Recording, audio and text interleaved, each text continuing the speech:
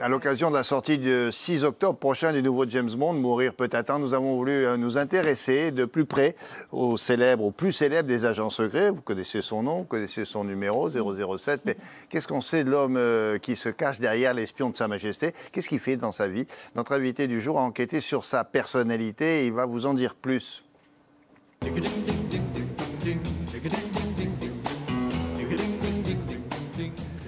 Voilà, je vous présente Guillaume Evin, il est spécialiste français de James Bond, on dit aussi bondologue, c'est amusant comme titre, hein. Mais qu'est-ce qui vous a donné envie de faire la biographie d'un personnage? Il faut bien le rappeler, il est fictif ce personnage, c'est le héros de Ian Fleming, l'écrivain.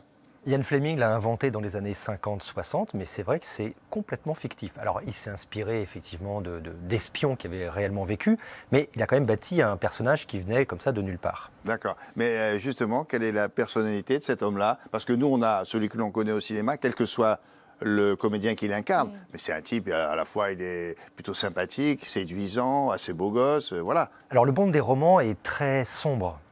Pas très sympathique. Pour tout vous dire, je ne sais pas si vous auriez aimé le fréquenter. À ce point?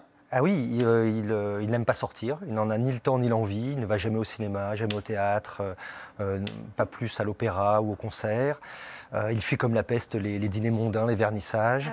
Oui, enfin, c'est un espion, peut-être qu'il a que ça à faire, il a peut-être beaucoup de missions dans les livres. Alors, il n'a pas d'amis, effectivement, il a des missions, et c'est vraiment son carburant, ce qui le motive, ce sont les 2-3 missions très dangereuse qu'il effectue, mais sinon la plupart du temps, n'oublions pas, c'est un fonctionnaire de Sa Majesté, et donc à ce titre, des horaires de bureau, il va à la cantine, c'est le pudding le mercredi, et puis, donc ce travail de routine l'agace énormément. Et les femmes, parce que dans les James Bond, il y a toujours des femmes ravissantes qui sortent de l'eau, qui rentrent dans l'eau. En fait, qui l'a rendu sexy. Est-ce que dans la vie, dans les bouquins de Ian Fleming, c'est un tombeur? Alors non, enfin disons que il plaît aux femmes, mais il n'en joue pas. C'est-à-dire que c'est un séducteur un peu malgré lui. Il est assez fascinant. Justement, il émane de lui une dangerosité. Il est inquiétant. Et donc, en cela, certaines femmes sont attirées par cette notion de danger. Attendez, aidez-nous un peu. Physiquement, comment Ian Fleming le décrit-il? Il est quoi physiquement? Il est comment?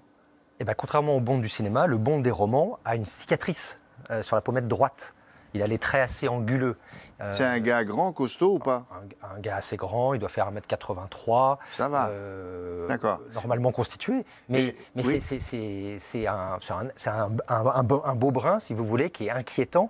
Mais voilà, il y a une part de mystère. Et c'est ça qui, je pense, fascine beaucoup. Ah, d'accord. Cela dit, est-ce qu'il a le temps d'avoir le cœur brisé dans les livres de Ian Fleming? Ah oui.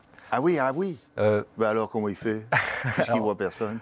En fait, 2 fois. Il y a 2 femmes qui vont compter dans sa vie, qui d'ailleurs ont été aperçues au cinéma. Vesper Lynd, dès le premier roman Casino Royale, paru en 1953.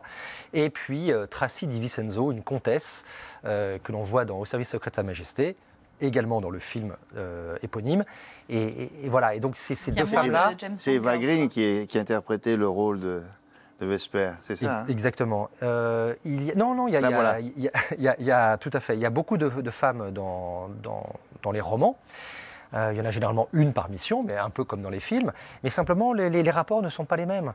Bond est quand même avant tout un personnage, un pragmatique. Il est efficace. C'est d'ailleurs pour cela que M, son chef, compte énormément sur lui. Il a beau avoir ses névroses, parfois dépressif, mais il est quand même irremplaçable. Ça aussi, ça a été utilisé au cinéma. Oui, mais seulement avec Craig. Oui, où il est un peu dépressif, ça va pas, quoi. Il a le blues. Mais dans les romans, ça va encore plus loin. Ah bon? Oui, puisqu'il va même jusqu'à tenter d'assassiner son chef. Oh. Et oui, parce qu'il a été retourné par l'ennemi, lavage de cerveau. Ah ouais. Voilà, donc... Ça n'a pas encore été fait. Non, pas encore, mais ça peut être fait. Bon.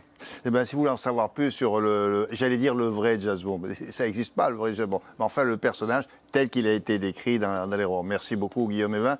Ça s'appelle Était une fois James Bond, c'est publié aux éditions de l'Archipel.